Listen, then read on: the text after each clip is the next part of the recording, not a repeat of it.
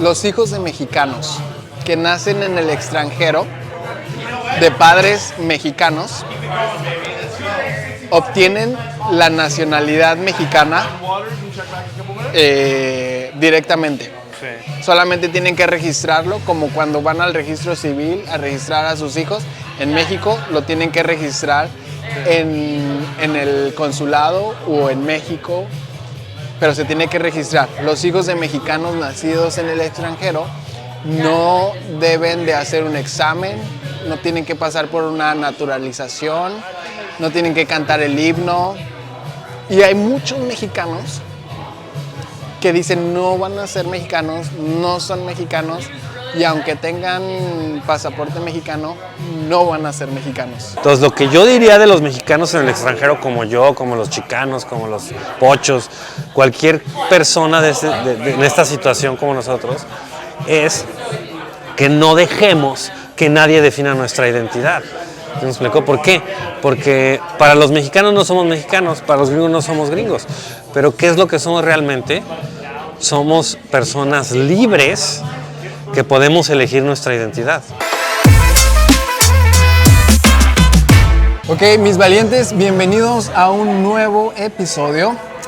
Este episodio es súper especial porque estoy con un muy buen amigo mexicano.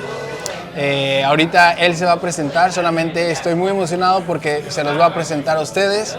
Lo conozco desde que me moví aquí a Canadá. Con ustedes, mi amigo Pablo, hermano. Mucho gusto.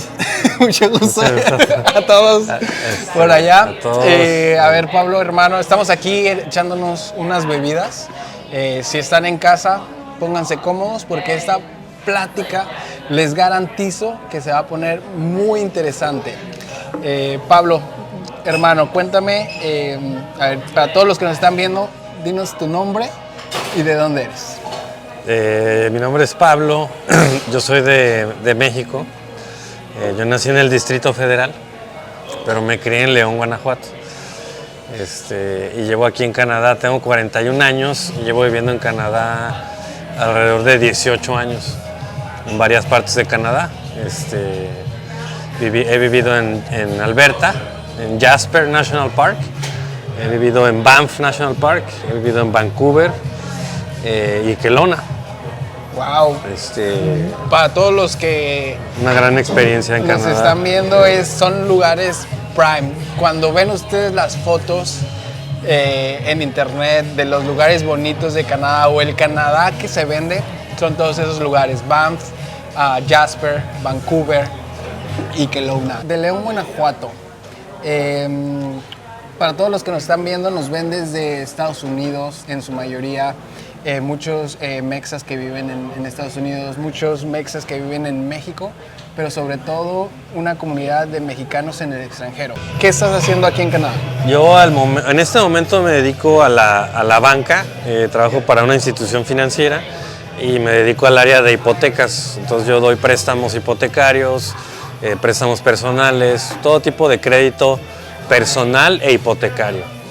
¿Qué estudiaste y en dónde? Yo estudié Administración de Empresas en México. Me titulé de la UNIVA, pero en León, pero yo realmente siento que la carrera no es lo que te define en tu vida profesional, porque yo he hecho de todo. O sea, yo no empecé en la banca aquí en Canadá, yo literalmente he hecho de todo, desde ser empleado retail. He sido front desk, he trabajado por las noches también, night shifts toda la noche. En Jasper me tocó ser night audit de hoteles. Ok, auditor nocturno en un hotel. En hoteles. Un amigo trabajó en Aguascalientes de auditor nocturno. Es pesado. Es pesado. Porque te cambia los horarios, pues, ¿no? Es pesado y te enseña, ¿no? Todo te enseña. Y bueno, he sido agente de viajes también, he sido lavaplatos, mesero, ya sabrás, ¿no? Housekeeping. He hecho de todo, ¿no? En diferentes puntos. ¿A los cuántos años te viniste aquí a Canadá? Tenía 23 años. 23 años, wow. Hace 18, 19 años ya. Wow, o sea, casi que te graduaste de la UNIVA ¿Y después te viniste? Sí, es que es a lo que iba. Yo en la carrera no siento que sirva mucho. Yo la verdad me gradué de la UNIVA por sacar el título nada más y tener algo, ¿no? Pero realmente yo no pienso, ni siquiera estoy orgulloso de decir que fue de la UNIVA, porque pues es sabido, ¿no? Que la UNIVA tiene una calidad muy mala. Realmente es una universidad, pues, digo, hasta cierto punto es una institución en Guadalajara, ¿no? Y se fue a León, pero en realidad el nivel educativo es extremadamente bajo. Yo saqué el título ahí todo por sacar algo y fue en 3 años y medio. Dije, vámonos rápido, en 3 años y medio. Yo me gradué cuando tenía como 21 o 22. Dije, ya ¿Te viniste a los güey. 2 años aquí en Canadá? No, estuve trabajando, me fui a Brasil. Estuve viviendo en Brasil, en Manaus, en la capital del estado amazónico. Estuve ahí como en un internship, como unos 8 meses. Y es un hotel que les recomiendo a todos si pueden ir o a quien sea que vaya, que es una experiencia fenomenal en la vida, es ir a la selva amazónica. Y donde trabajaba yo se llama Yuma Lodge. Y es un hotel que está en la, como le dicen, en la foresta inundada, que le dicen allá. Entonces realmente en la selva llegas a Manaus, que es la ciudad que se encuentra en la boca del Amazonas, adentro de Brasil. Y luego de ahí tomas cruzas el Amazonas en un barco, y luego tomas una combi, unas 3 horas, y te lleva a un bote, y ya el bote otras 3 horas y ya te lleva al hotel. Entonces estás en el medio de la selva. Suena chingón. Y es una experiencia increíble. Es como estar en las montañas aquí en Canadá. Pero son de esas cosas que son tan amazónica. increíbles que las tienes que vivir algún día. Mi esposa fue a Iguazú. Las que es cascadas de en- Iguazú. Ajá, que es en Brasil. Es en el sur. Ajá, es en el sur, Es- con frontera con Chile, ¿no? O Argentina. No me acuerdo, pero Creo que sí, sí es es, con sí es frontera. No, yo estoy en la mera selva. En la- estaba en la mera selva. ya. Y una buena experiencia. Luego regresé a México porque eso era temporal, no me iba a quedar a vivir en la selva. Y fue una muy buena experiencia. Y luego llegué a México y empecé a trabajar en un fondo de inversión, ahí en Actinver. Un tiempito, estuve no mucho. En ese tiempo no era mi objetivo la estabilidad, sino era pues conocer, viajar, o sea, más experimentar. ¿Viajar por el mundo o viajar? No necesariamente, sino algo, ¿no? Como que no, como que un deseo como de no seguir el camino tradicional, en el sentido de buscar siempre la seguridad, como muchos de mis compañeros conocidos que eligieron un camino más claro, más directo, y encontraron muchos esa estabilidad, que a lo mejor yo la encuentro hasta ahora o hace no mucho, pero siento que lo que me ha enseñado y las experiencias que tuve y todo eso me han enriquecido mucho más a largo plazo de cualquier estabilidad que se podría tener ya ahorita, que gracias a Dios ya tengo cierta estabilidad, ¿no? Claro. ¿En qué trabajabas aquí en Canadá? ¿Qué fueron tus primeros trabajos? Llegué de front desk de un hotel y luego me pasaron front desk night audit. Y luego ahí fue donde saqué mis papeles. Esto fue en el 2007, 2008. Estuve ahí 5 años. ¿Cuál fue tu estatus que te viniste acá a Canadá? Como ¿Turista? no, temporary work. Como en una visa de trabajo. Un permiso de trabajo. La conseguiste desde México. Sí, desde México. En ese tiempo estaban entrevistando para muchos tipos de trabajos desde México, contrataban y pues apliqué y me vine para acá. ¿Cómo era tu inglés? Mi inglés era bueno porque yo tuve una educación bilingüe desde la primaria, pero nunca te esperas, ¿no? Tú piensas que sí, yo hablo inglés, ¿no? Porque entiendes las películas o estás en México y sabes bien inglés y aprendes inglés y ya piensas que sí sabes hablar inglés. Sí, es bien distinto ya Es cuando muy llegas distinto aquí. cuando llegas. Hay muchas cosas que Pero perfeccionas aquí. hay personas que se les da muy bien el inglés. Yo he estudiado inglés toda mi vida, güey, y todavía no lo tengo perfecto, güey. A mí me cuesta mucho trabajo el estar teniendo una conversación, pon tú, en español y luego traducirla al inglés o simultáneamente en español y en inglés, o ya si tengo una conversación fluida 100% inglés, mejora, pero no está al 100. ¿Tú te consideras que se te facilitan los idiomas? ¿O el inglés? Pues siento que siempre me ha gustado, como siempre he encontrado valor en la comunicación efectiva, ¿no? La comunicación efectiva es 50% la forma y 50% el contenido. Es qué dices, cómo lo dices, para que sea un mensaje efectivo. Yo siempre he hecho énfasis en eso, y el inglés pues es una lengua muy lógica, por así decirlo, pues que es fácil encontrar, por ejemplo, un lenguaje técnico el inglés, por ejemplo, en el trabajo o en general. No es difícil aprender inglés. Siento que inglés es un idioma sencillo en realidad, y que sobre todo pues es la lengua común, ¿no?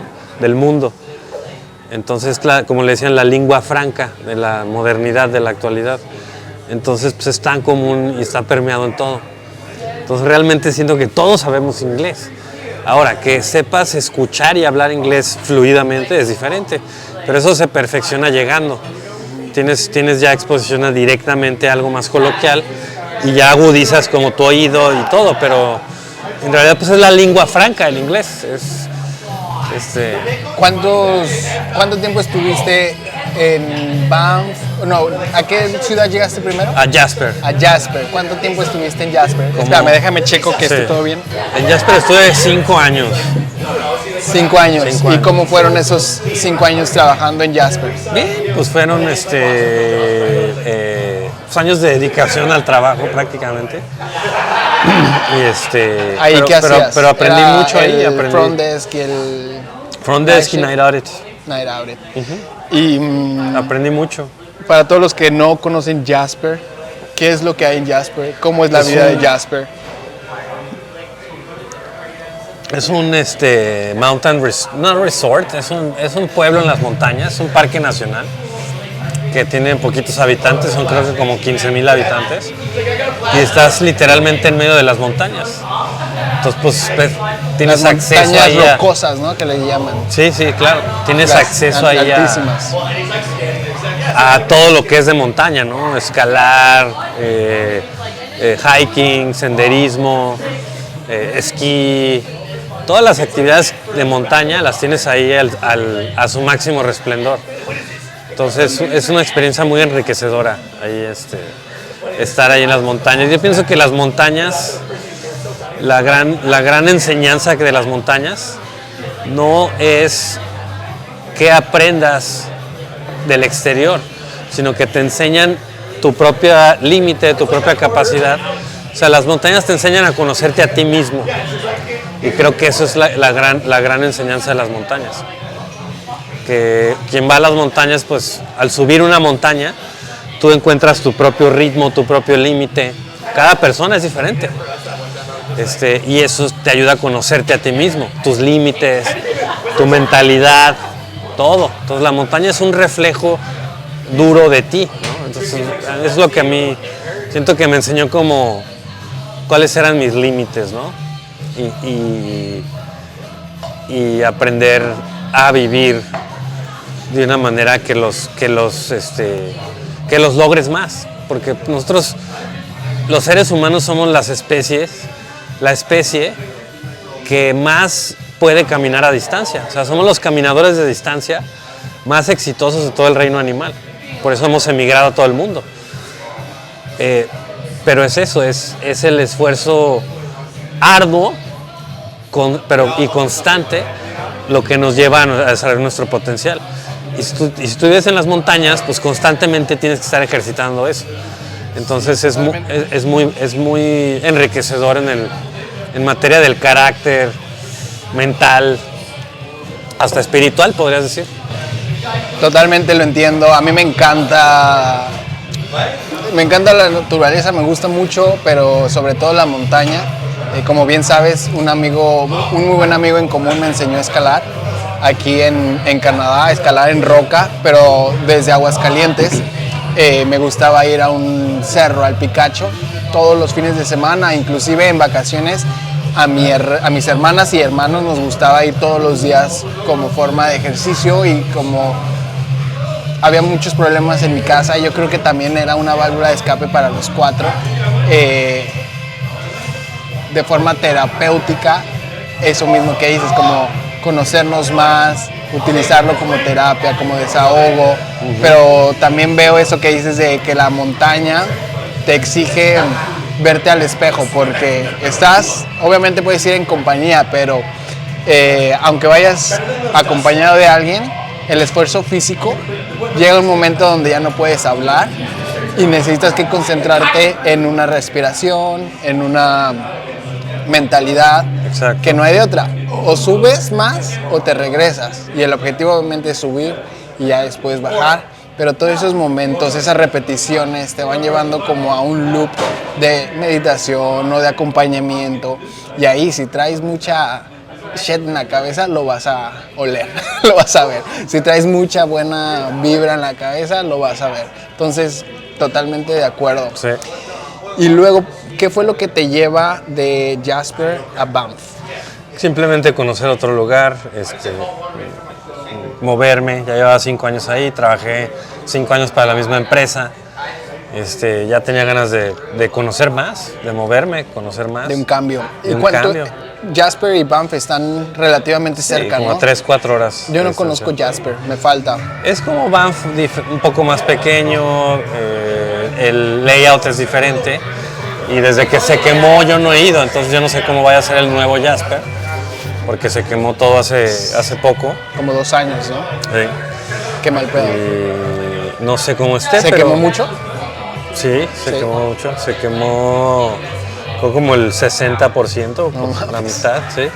Qué cabrón. De un incendio se quemó. ¿Y en Banff, cómo es la vida en Banff? ¿Similar? Es similar, es una vida de montaña turística. Los que viven ahí se dedican al turismo y los visitantes llegan. Es una vida turística 100%. Es como un surf town, pero en las montañas. De escalada, de senderismo. De esquí. En el invierno, principalmente esquí, snowboard en el invierno, todo eso. Y en el verano, todo. Es bici de montaña, hiking, climbing, bicicleta de todo tipo. De todo lo que te puedas imaginar hacer, canoas, Quien está ahí es para pasarla bien. Ice climbing en invierno también, sí, es para hacer algo, es para hacer actividad física, deporte extremo. Esa es la gran diferencia de ir a un lugar de esos a comparación de una ciudad, que la gente que va a una ciudad va en busca de estatus, o sea, voy a ganar más, voy a hacer más, voy a tener más, va en busca de esa identidad, de ese estatus.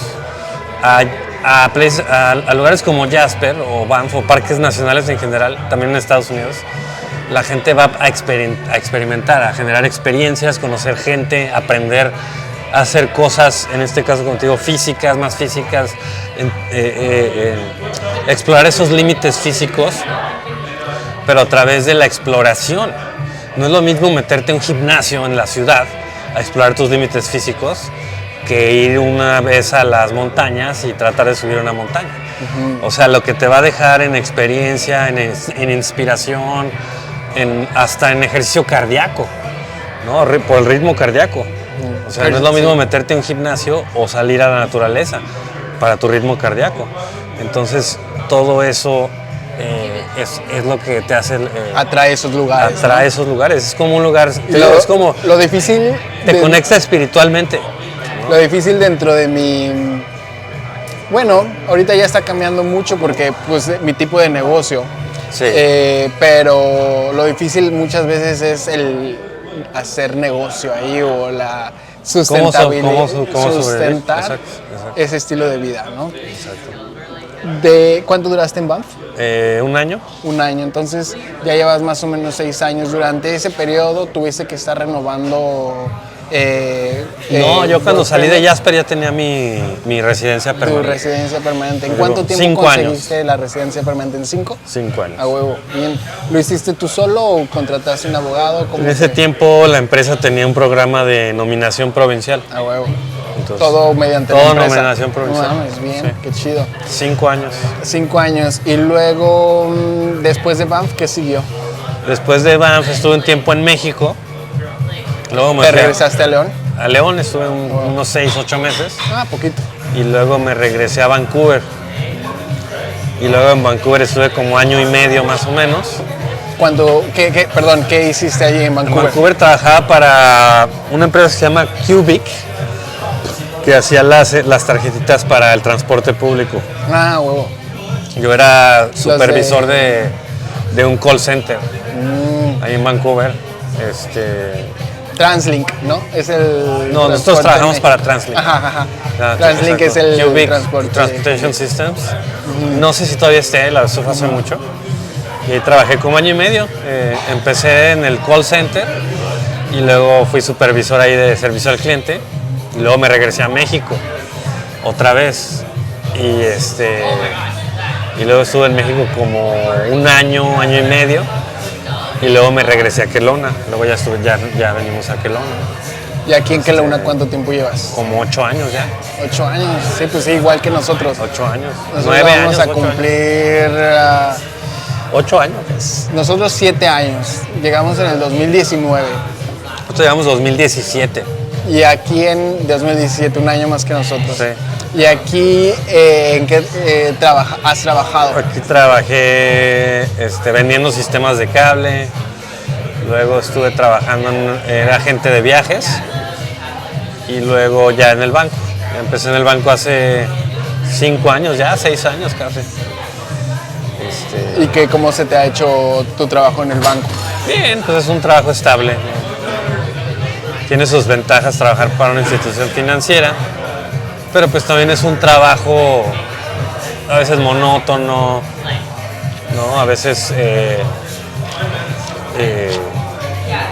pues sí, no es un trabajo que dé mucho significado, por así decirlo.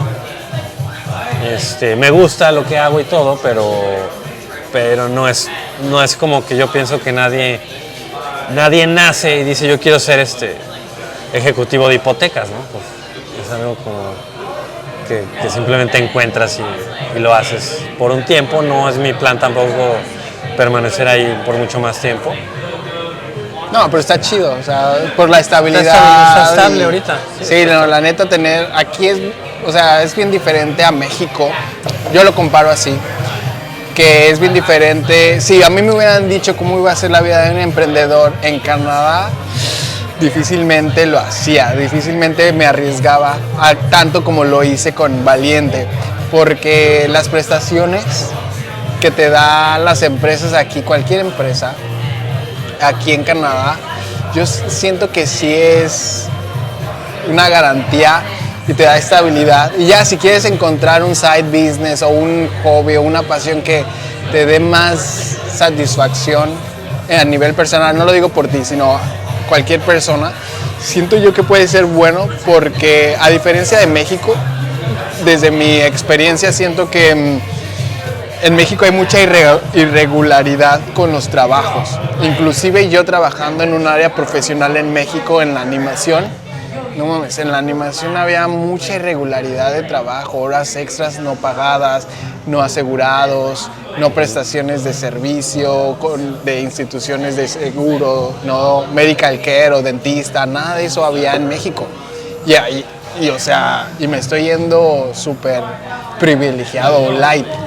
Aquí en Canadá, quien te contrata, la neta, tiene que cubrir mínimo ciertos requisitos que eso te da estabilidad.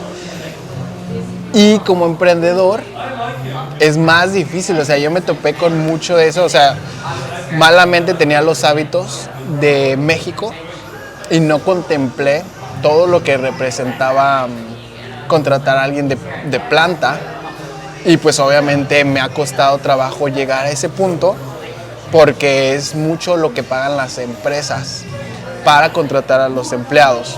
Y aparte, he visto, ahorita ya vamos a entrar en materia de por qué invité a Pablo acá, y si quieres pedir otra, podemos pedir otra.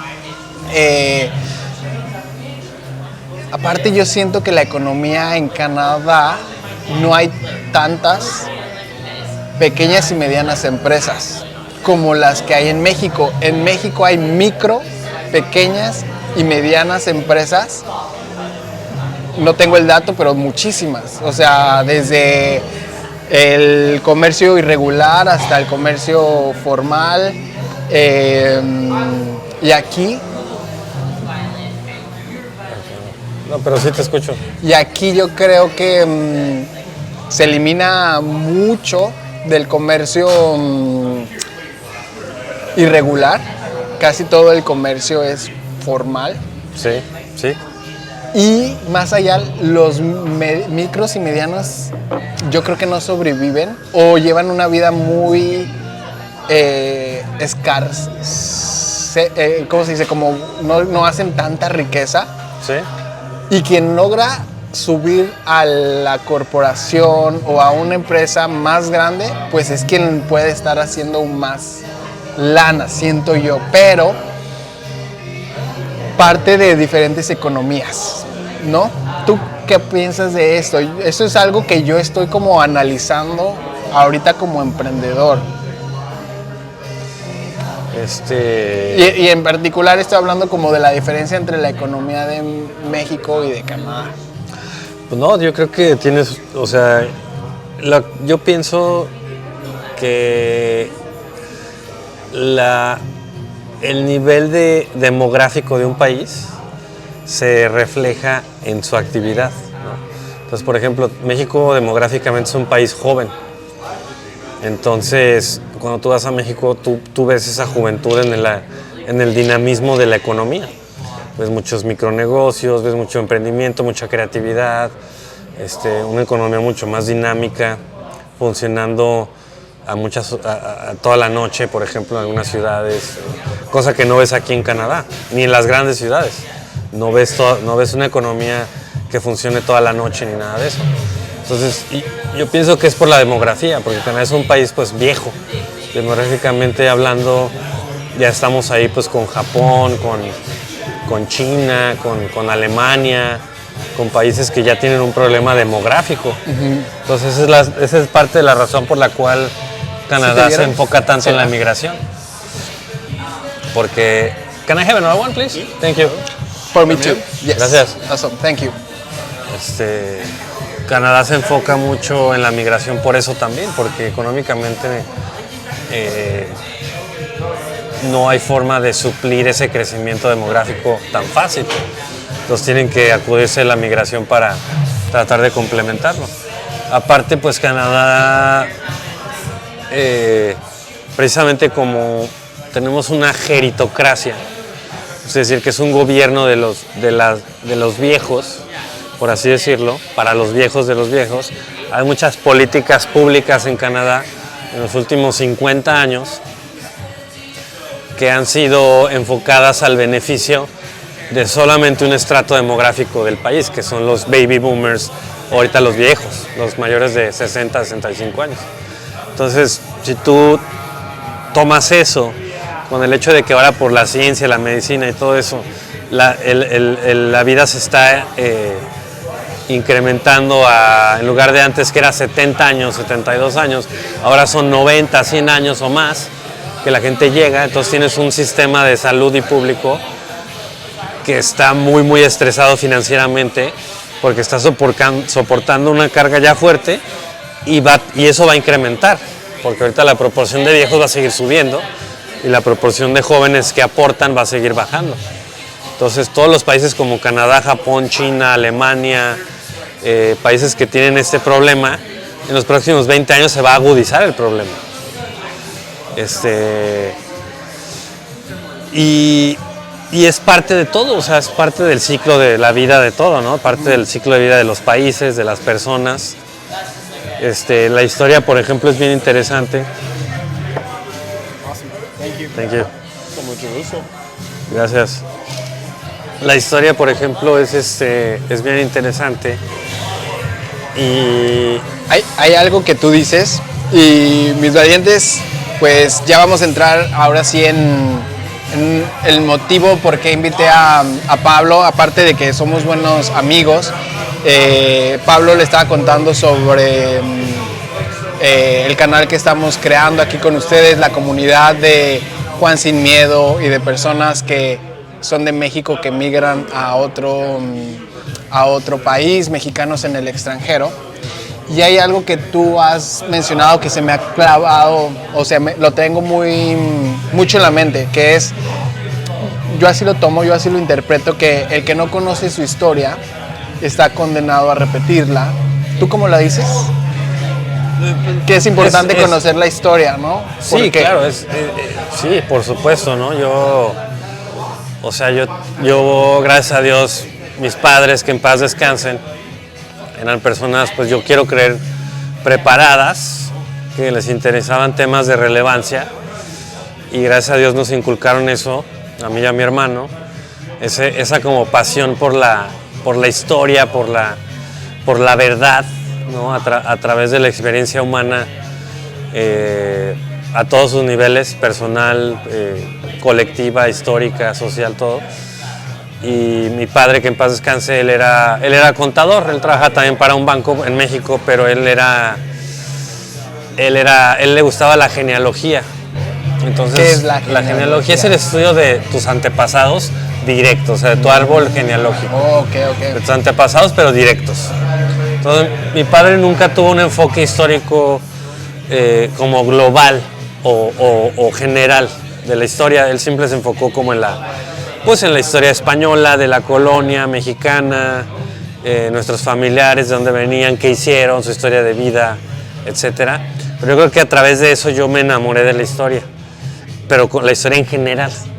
Entonces, yo lo veo muy diferente, por ejemplo, en el sentido de mi papá lo veía en el sentido, ok, vamos a saber qué fue de nuestra familia en el pasado. Yo lo veo como qué es de la civilización, porque la civilización llegamos a este punto, todo eso. Entonces, casi todo, ¿no? La historia del ser humano. Y yo pienso que la historia es la materia fundamental de las que todas las demás materias se derivan. La ciencia, la política, la economía, la filosofía, todo se deriva de la historia. Por ejemplo, los primeros historiadores fueron filósofos y los primeros filósofos fueron historiadores. Entonces, la historia, nosotros como la conocemos, es una historia de identidad, por así decirlo. Entonces, la historia que nosotros nos enseñan en la escuela o que enseñan en cualquier escuela de cualquier país, de cualquier estado-nación, es una historia que se va enfocada a construir una identidad. No es una historia que libere esa identidad, porque ese es el objetivo de la filosofía y de la verdadera filosofía y de la verdadera historia, es liberar. La historia que nosotros conocemos de la escuela académica es una historia de identificación para precisamente promover el orden de la nación-estado.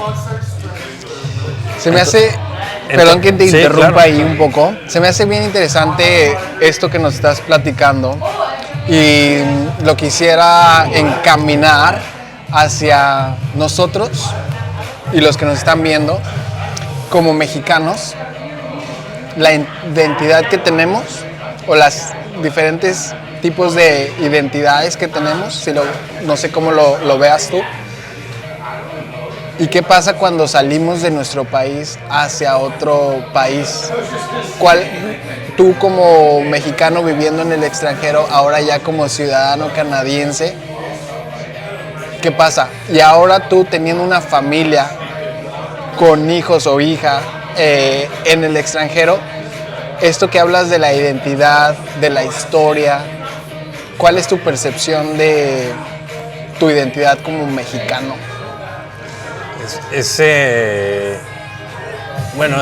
Yo pienso que, por ejemplo, tú para decir de dónde es una persona, tienes que escuchar su acento. Uh-huh. ¿No? Yo puedo hablar inglés perfectamente, pero siempre voy a cargar con algo que me identifica con México. Porque pues siempre voy a ser mexicano. Yo crecí siendo mexicano y los primeros años de formación pues generan como los surcos importantes en tu cerebro que no puedes modificar nunca. Entonces, yo siempre voy a ser mexicano.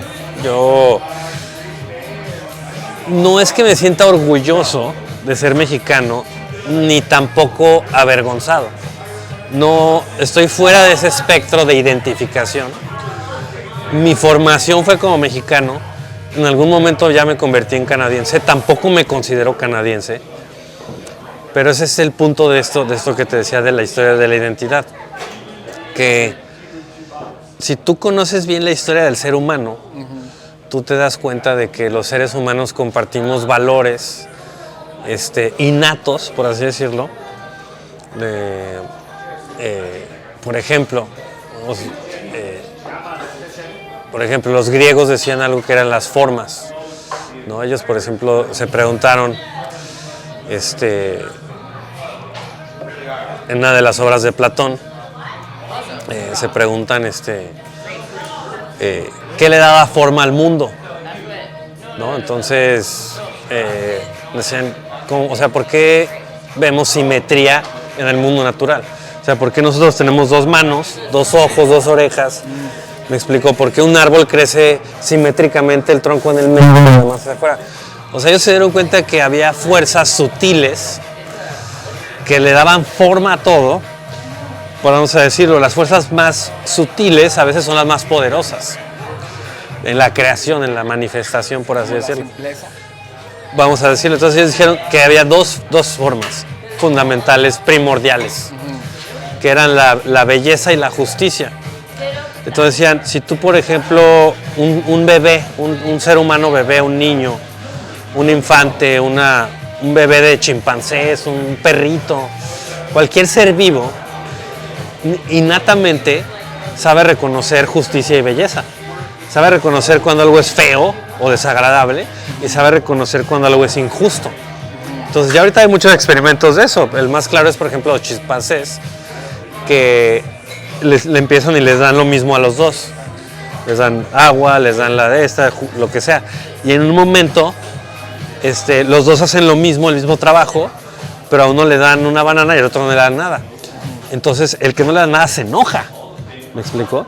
Entonces, la justicia y la belleza son patrones que reconocemos innatamente en cualquier ser vivo, por así decirlo, y le dan forma a las cosas, le dan esa proporción. Si no hubiera, por ejemplo, justicia, que en este caso se interpreta como balance, en un ecosistema se decae el ecosistema. Por eso los ecosistemas donde más variedad existe es donde hay mejor balance. ¿Me explico? Entonces nosotros, por eso es importante tener ese balance. Eso del balance se aplica desde el nivel ecológico, físico, mental, espiritual, emocional, todo, ¿no? Es tener ese balance. Entonces, todos los seres humanos, por así decirlo, compartimos un mismo modelo moral de ética, por así decirlo, que las construcciones contextuales como la cultura, el clima, la geografía, la raza, por ejemplo, construyen en diferentes partes del mundo. Pero a final de cuentas, esas diferentes identidades son aprendidas. O sea, el ser humano aprende su identidad, pero no aprende a diferenciar entre la justicia y la belleza, es a lo que voy. O sea, hay cosas innatas que tenemos que el contexto cultural o étnico no te va a definir, sino que ya están definidas. Entonces, cuando tú exploras la historia desde esa perspectiva más panorámica, más general, más macro, como macro histórico, si lo quieres llamar como un término más económico, es cuando te das cuenta de que lo que lleva la historia no es el interés económico, sino la identidad. ¿Y cómo se interpreta la identidad de mejor forma? A través de la religión. Por ejemplo, entonces, vamos a poner el ejemplo de 2 aldeas en el Neolítico. Entonces, vamos a poner el ejemplo para que se entienda esto de la identidad. En una época donde los seres humanos estaban casi extintos, o sea, no había mucha población, donde tenían que realmente esforzarse para sobrevivir, y aún así había conflictos entre diferentes tribus. No, entonces, la teoría de que las guerras y la historia es por interés económico, tierra, recursos, mujeres en algún punto de la historia también, etcétera, recursos, eso es lo que lleva a la historia. Entonces las dos, por ejemplo, las dos aldeas, ¿no? Tienen bastante espacio, bastantes recursos. No es por recursos, es por estatus, es por identidad. Entonces el ser humano no se rige a través del interés económico, se rige a través de la identidad. Y en base a esa identidad busca ese interés económico. Entonces así es como las naciones-estado modernas, a través de la religión, han creado esas identidades nacionales.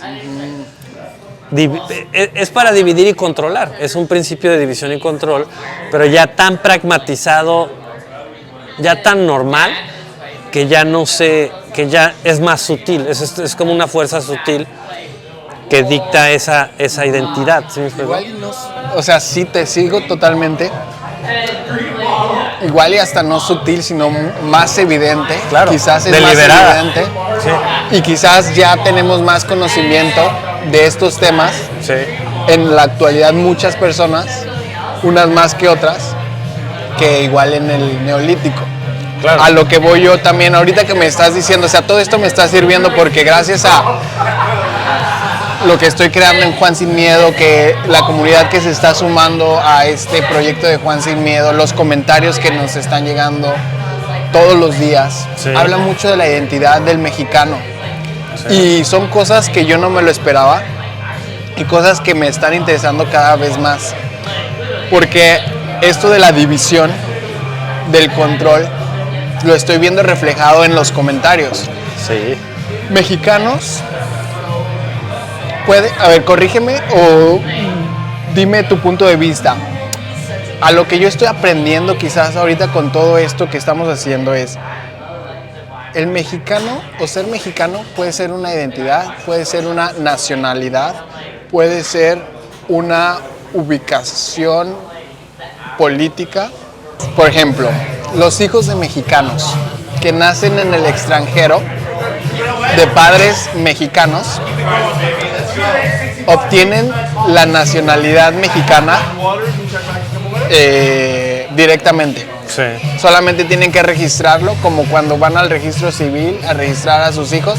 En México lo tienen que registrar, sí, en el consulado o en México, pero se tiene que registrar. Los hijos de mexicanos nacidos en el extranjero no deben de hacer un examen, no tienen que pasar por una naturalización, no tienen que cantar el himno. Y hay muchos mexicanos que dicen no van a ser mexicanos, no son mexicanos, y aunque tengan pasaporte mexicano, no van a ser mexicanos.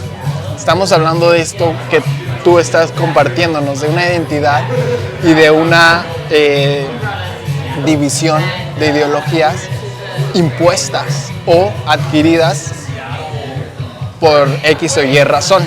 Claro. Pero los hechos para mí, yo, Juan Sin Miedo, es sí son mexicanos, sí tienen la nacionalidad mexicana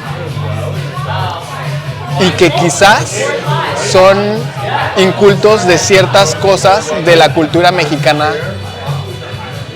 pero pueden ser más cultos de ciertas cosas de la cultura mexicana que otro mexicano, porque existen muchas, o sea, el mexicano es muy diferente de Monterrey que de Aguascalientes, que de Veracruz. Hay una gran variedad de culturas indígenas. El chilango es mexicano. Y lo que yo estoy descubriendo, y quiero saber tu punto de vista, es el chicano, hijo de padres mexicanos, es mexicano.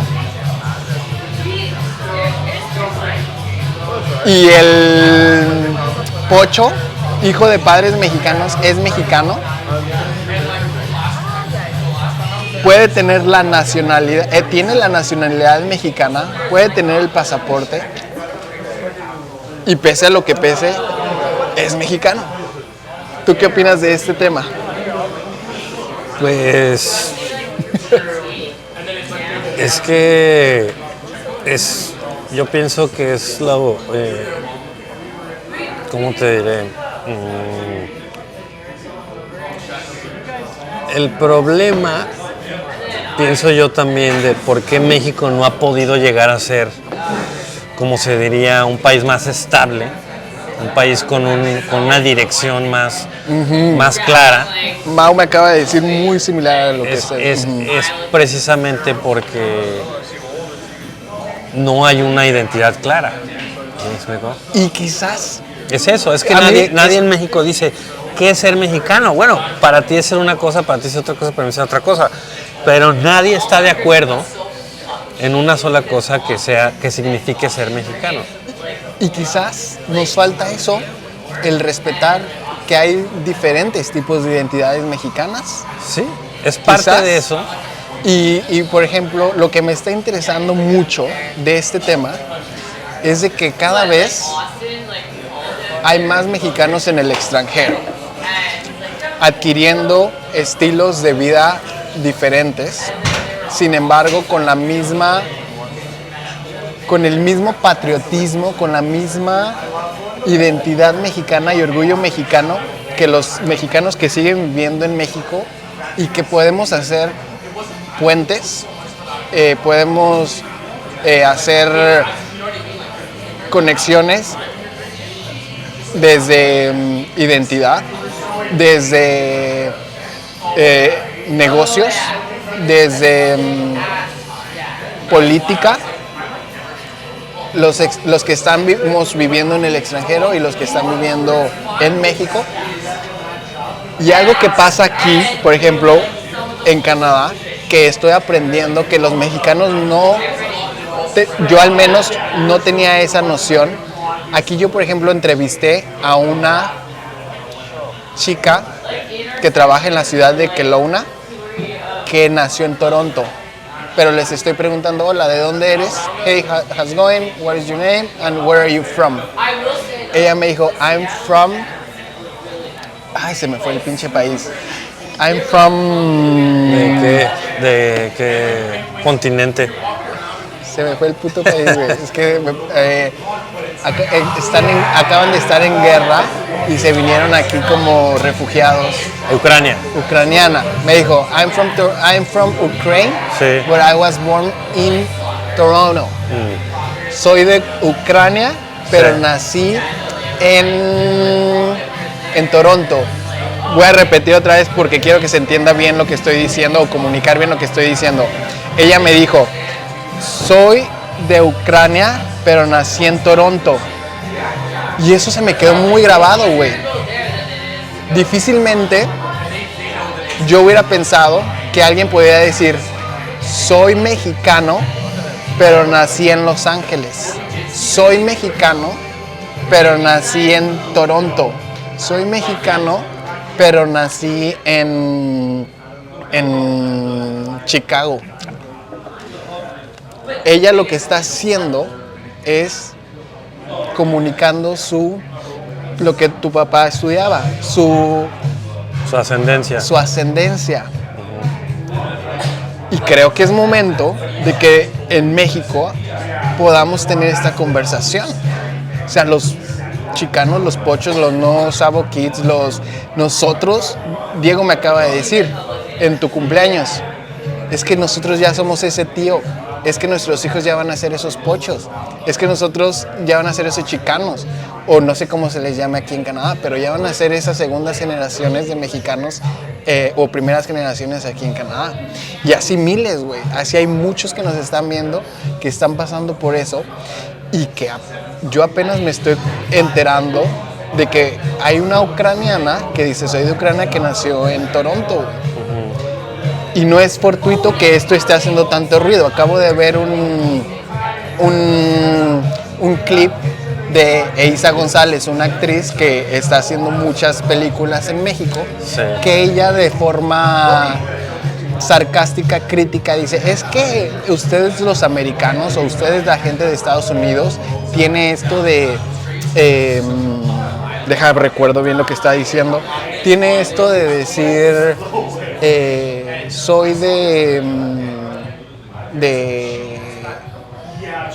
y dicen de sus ancestros o de sus, perdón, se me fue la palabra, de su genealogía. Ancestros. Ajá, de su genealogía. Nosotros en México somos de México, pero creo que ella lo habla desde un lugar donde todavía no experimenta eso, ese rechazo de otros mexicanos diciendo que no eres mexicano. Y eso es a donde yo voy. Creo que sí debe de haber diálogo en estos temas, porque se me hace un arma que es contra de nosotros mismos o contra los mismos mexicanos que digan, ese güey no es mexicano porque nació en Los Ángeles. Y lo más cabrón es que muchos de los que nos están viendo están diciendo, güey, me dicen que no soy de Estados Unidos, me quieren echar del país y los mexicanos no me quieren en ese país. Está cabrón. Sí, sí, claro. Y nos divide, nos segmenta, nos polariza, ¿no? Que es mucho de lo que estás diciendo y es un tema súper actual que ahorita está pasando, ¿no? Pues sí, es que a final de cuentas, desde el punto de vista de la identidad, todos los países del continente americano compartimos esa misma historia. Desde Canadá hasta Chile, ¿no? Todos los países del continente americano compartimos una historia de colonización y de una integración étnica entre varios grupos. Entonces nosotros, ningún grupo étnico y cultural en todo el continente puede decir que tiene esa continuidad cultural de identificación como tienen otras culturas que llevan mucho tiempo siendo iguales y cohesivas. Vamos a llamarle en algunas partes de China, Japón, Alemania, que son países que han tenido una cohesión cultural por más de 1000 años, 2000 años, más. Entonces nosotros no somos así, todo el continente americano es una mezcla de culturas y de identidades. Entonces, por muchos años esa fue nuestra fortaleza, de que podíamos tener varias opiniones, varias culturas, varias gentes trabajando para un fin, todo bajo un marco legal, republicano y constitucional, al menos si no republicano constitucional, en toda América. Entonces, ahora que estamos en una era en donde ya hay una rivalidad más estratégica con otros ejes del mundo, ¿qué es lo que pasa? Que todas estas ventajas que teníamos se están transformando en debilidades y en amenazas. ¿Por qué? Porque antes la identidad se basaba en tu identidad republicana, es decir, en los valores de tolerancia, convivencia, cooperación, todo eso que hizo grande a los países de América, a Estados Unidos, Canadá, otros países de Latinoamérica también en algún punto, esa convivencia, ¿no? Esa aceptación de las culturas. Pero eso te ha transformado en una amenaza y una debilidad, porque ahora con la tecnología se ha hecho esta división de identidades y de perfiles muy efectivamente. Entonces ahora cada perfil tiene su propio canal de información. Entonces todo esto que nos unía antes ahora nos está separando, porque ahora toda la tecnología apunta a precisamente esas divisiones. Es más, vende más lo que divide a lo que une. Pero, ¿sí me explico? ¿cómo Da andas, más clics. ¿cómo andas de tiempo? Yo creo que no tanto. No, ¿Tú di cuánto? Unos 10 minutos. 10 minutos de qué. Como ya tenemos 10 minutos. Pero podemos que... seguir otro día. Sí. Vamos a dividir este episodio en dos. Órale, va. Pero, por ejemplo, quisiera ir concluyendo este episodio con esto que estás diciendo. Entonces, déjame terminar la idea de la identidad. Okay. Todo lo puedes editar. Bueno, déjame te contesto esto. Sí. Yo siento que el medio cambia. El medio está cambiando. Que el medio ahorita, por ejemplo, son las redes sociales, la inteligencia artificial. Pero esta segmentación, esta segregación, este conflicto de identidades, estas guerras, estos conflictos geopolíticos, socioeconómicos, han existido desde el inicio de la humanidad. Yo siento. ¿Tú qué opinas de eso? Es que va más bien por por ejemplo, ahorita que escuchas mucho de TikTok, ¿no? De todo esto que en Estados Unidos lo quisieron banear y ahora lo vendieron, prácticamente se lo tuvieron que vender ahora con TikTok. ¿Por qué? Porque se dieron cuenta que precisamente esta segmentación de la información está exacerbando las diferencias. Entonces, en una democracia, lo que importa precisamente es la libertad de opinión y que cualquier opinión se pueda confrontar con otra opinión de una manera pacífica bajo un marco legal. Entonces, si tú no tienes espacios o foros en donde pueda haber ese choque orgánico, por así decirlo, entre ideas y posturas y todo eso, lo que estás creando son silos, son como grupos separados de personas que piensan igual y que cada vez están dispuestas menos a exponer esos puntos a la opinión contraria y llegar a un acuerdo, me explico, llegar a un punto medio, a un diálogo. Entonces, teniendo estos canales tan canalizados, estás haciendo eso más complicado. Entonces, una democracia como la de nosotros, que no es una democracia como una democracia como ¿qué país? Exactamente, ¿qué tipo de democracia es? No, pero ¿a cuál te refieres? Las democracias, por ejemplo, latinoamericanas, también republicanas del continente, ¿no? Son las democracias únicas, porque tú puedes comparar otros ejemplos de democracia históricos, el más claro pues Grecia, por así decirlo, y no es lo mismo, porque no es el mismo marco cultural, étnico, todo eso. Entonces nuestro tipo de democracia, para nuestro tipo de democracia, ese valor de la libertad de expresión es todavía más fundamental que en otras democracias del pasado, porque con todas las diferencias que existen, debe de haber ese marco sólido legal en que pueda permitir a las personas intercambiar ideas sin violencia y llegar a acuerdos y a un punto medio. Mediante el diálogo. Entonces, inclusive a nivel parlamentario, ya es muy difícil que dialoguen cívicamente. Unos se demonizan a otros. O sea, la división ya llegó a tal grado de que la gente ya no está dispuesta a dialogar con el otro, ya es puro ataque. Ya no es un diálogo, ya es mi postura y tu postura, y ya no es un diálogo, ya es quien presenta su postura mejor. Entonces, eso destruye a los países. Por ejemplo, ¿quién fue el que dijo famosamente? No me acuerdo si Jefferson o Lincoln, pero es muy famoso el dicho que dice: una casa dividida se cae. Entonces es eso, todo esto se maneja a través de la identidad. Entonces lo que yo diría de los mexicanos en el extranjero, como yo, como los chicanos, como los pochos, cualquier persona en esta situación como nosotros, es que no dejemos que nadie defina nuestra identidad. ¿Me explico por qué? Porque para los mexicanos no somos mexicanos, para los gringos no somos gringos, pero ¿qué es lo que somos realmente? Somos personas libres que podemos elegir nuestra identidad. Ese es el gran mensaje. Que a final de cuentas, ¿cómo se elige una identidad?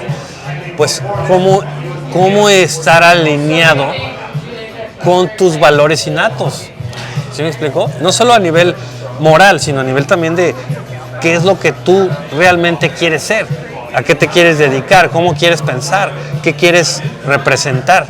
¿Qué símbolos quieres representar? Entonces, tú eliges la identidad. Ese es el problema. No dejes o no hay que dejar que nadie defina tu identidad.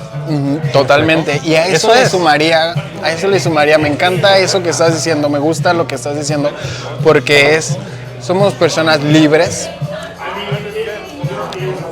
Y ahorita yo, con mi experiencia de emigrar a otro país, eso es lo que puedo decirles a los mexicanos también. No es como invitación, no es exhortación, es simplemente algo que simplemente está. Como mexicanos tenemos la opción y la libertad de elegir dónde queremos vivir. También, exacto. Dónde queremos estar. Obviamente,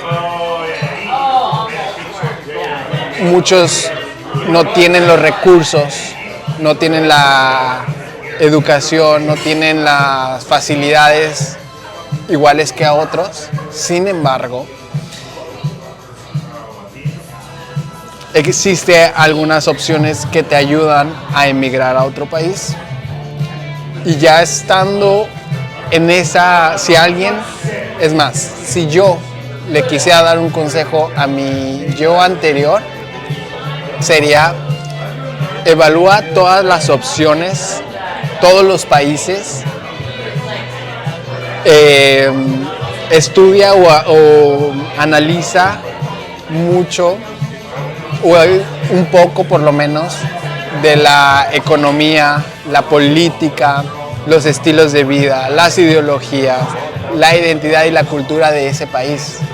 Déjame a lo que quería llegar a esto, de la identidad. No solo el hecho de decir no aceptes una identidad que tú no formas, o no dejes que te pongan una identidad, sino vamos, por ejemplo, otra vez a la filosofía, a la historia. Diógenes de Sinope, que fue el padre de la escuela cínica de filosofía, un filósofo presocrático, muy famoso por su encuentro con Alejandro Magno, que Alejandro Magno en su época de resplendor, Diógenes era famoso, era un filósofo famoso. Entonces una vez Alejandro Magno estaba ahí por el vecindario, por así decirlo, y quería conocer a Diógenes. Entonces va Alejandro Magno y va con Diógenes y le dice: ¿qué puedo hacer por ti? Le dice Alejandro a Diógenes. Y Diógenes lo ve y nada más le dice: muévete que me tapas el sol. Entonces, ¿qué significa? Que el hombre más poderoso del mundo te está diciendo: ¿qué puedo hacer por ti? Y tú vives tu vida con una tal satisfacción en sentidos y sin tener extrema riqueza material ni nada. Simplemente muévete que me tapas la luz, no necesito nada de ti. Entonces es ese cinismo, pero en el buen sentido de la vida, de desechar lo que no nos sirve para vivir felices y plenos. Todo eso es exceso. Entonces, a lo que voy con todo esto es que el Diógenes creó un concepto que se llama el ciudadano del mundo, que hay mucha información acerca de eso. Que ser ciudadano del mundo es reconocer que todos los seres humanos, no importa el credo, no importa la cultura, la raza, la etnia, nada importa, sino los valores innatos morales que todos tenemos. Es lo que hablamos de la justicia y la belleza. Todos los seres humanos podemos distinguir algo que es justo y algo que es bello, o algo que es injusto y algo que es feo.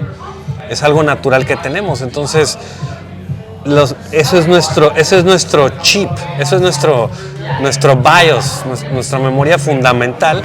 Todo lo que es cultural y contextual, que es la identidad, se aprende.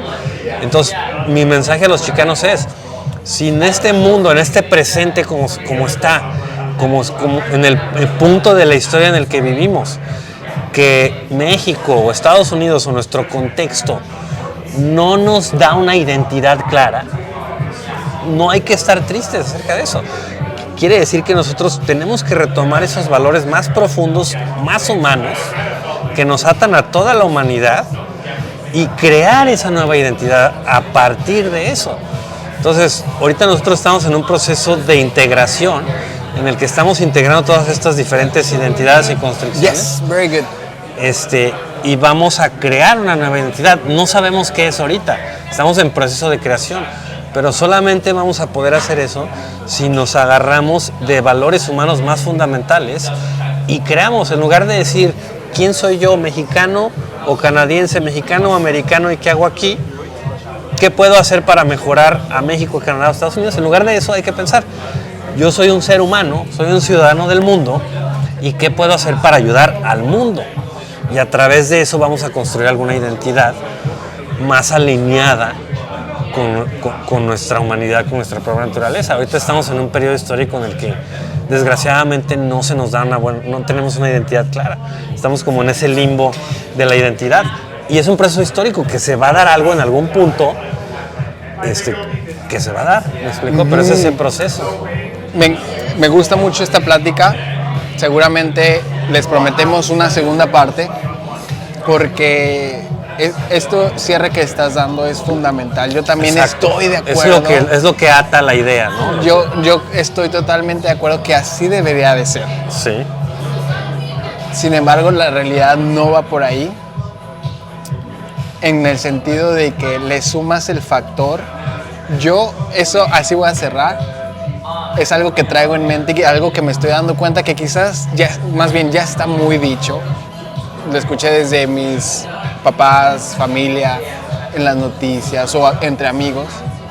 El punto es, el tema es que el gobierno, los gobiernos, los países como estructuras gubernamentales, sí tienen esta parte. Y ahorita estoy redescubriendo o poniendo ojo qué tanto los gobiernos son negocios, qué tanto los gobiernos o los gobernantes tienen nexos, lazos con instituciones empresariales